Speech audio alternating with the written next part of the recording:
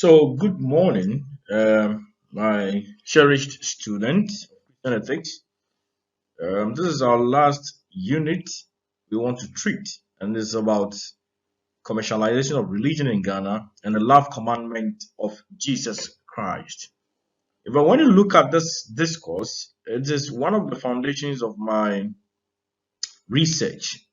Apparently, when you look at Ghana's religious landscape, there are many things going on, particularly pastors or purveyors of the gospel using religion as a base to amass wealth by selling various religious items and services to religious consumers in Ghana's religious landscape. In fact, this is one topical issue that has hit Ghana's religious discussions, and it is of importance that we know about the dynamics in this whole phenomenon. So we want to take a historical narrative on commercialization of religion. Let's move on to our next slide. So our objectives.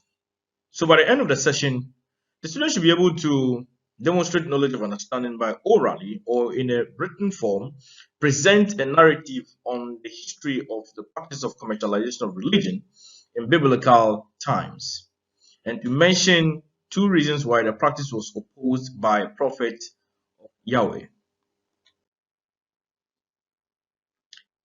In fact, this commercialization of religion has a long-standing narrative or background.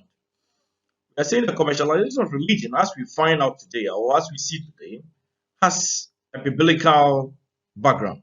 So, commercialization of religion dates back to biblical times. In the Old Testament establishment, for instance, prophets such as Amos, Micah, Ezekiel decried the practice.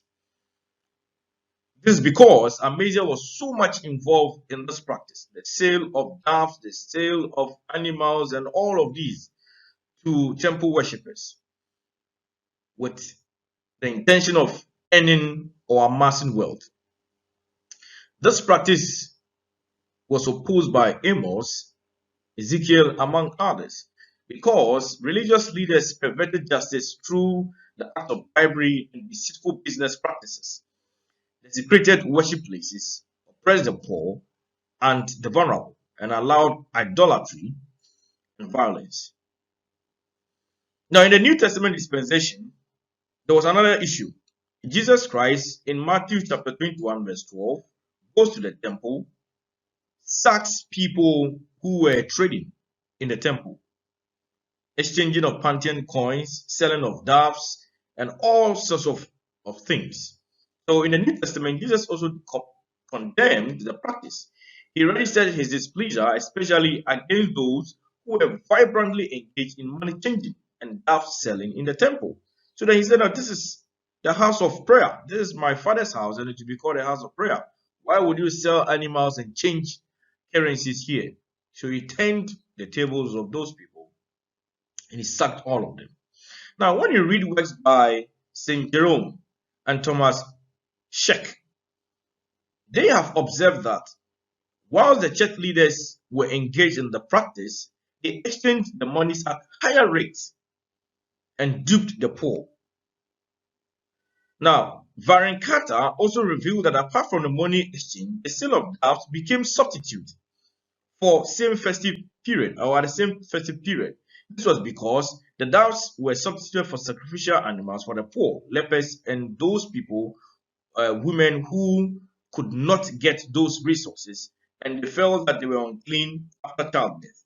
So these temple worshippers and the temple guards were engaged in the commercialization of religious paraphernalia, doves, among others. And the point is that these temple inspectors were so much greedy such that they had to exchange the money at a rate that would allow them to get profit because they felt that there was no way these worshippers could get what they want to satisfy them. So they had to sell those things. And again, they had argued that the doves and the animals, sacrificial animals they brought, were unclean. So they would provide their own animals to be sold. And these animals were sold at higher prices. Now, in the medieval age, there was also an issue. The Catholic Church was involved in the practice of the sale of indulgence. No, indulgence is a Roman Catholic term. It talks about forgiveness of one's sins. And this forgiveness of one's sins allows the person to go through eternity after death. So revenues from the sale of indulgence were used to finance the construction of St. Peter's Basilica in Rome. Now, this public selling of indulgence outraged Martin Luther. Martin Luther is not that African nationalist. Martin Luther here is a Catholic priest and sparked the Reformation in 1517. So if you have heard of the Reformation of the Church in 1517, giving birth to the Protestantism. Now, the birth of Pentecostalism, Charismatism, Neo-Prophetism, among others. Now, as the use of indulgence spread, there were many abuses, many abuses. The sale of it, that when you want to have eternity and you want to bypass your sins, you need to pay, and all of these things. This became so unlawful, and it took away the good name it initially possessed. What are we saying? We are saying that this whole practice of commercialization of religion dates back to ancient times, in the Old Testament dispensation, the New Testament dispensation, and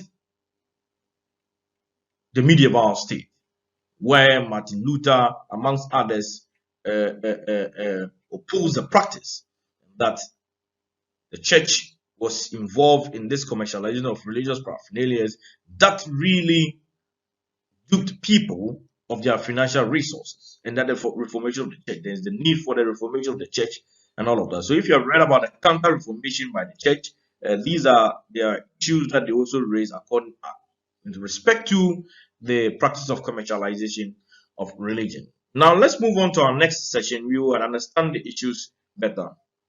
So thank you for your time.